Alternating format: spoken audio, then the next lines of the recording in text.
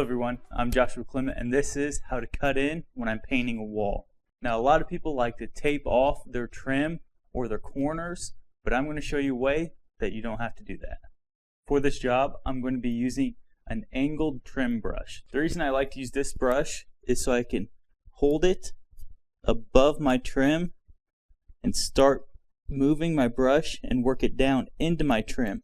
And you can see that the bristles here go right to the corner of that, and it won't leave any paint on your trim. It'll just push it straight down into that crack. So I'll get a little bit of paint on my brush here, and I'll start above my trim so that way I can work my way down into it.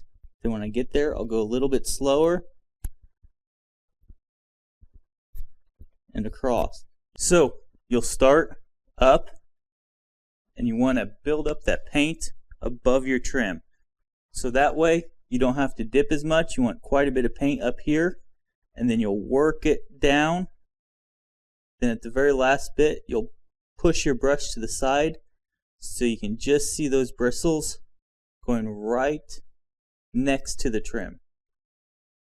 And then with that extra paint, you'll just go through here and wipe it across. That way when you bring your roller down, you'll have a little bit of room so you aren't bringing that roller too close to your trim. Cutting in your trim like this can save you a little bit of time from having to run that tape all over right on your corners and your trim and then have to go back and peel it all off. Thank you all for watching and good luck with this project.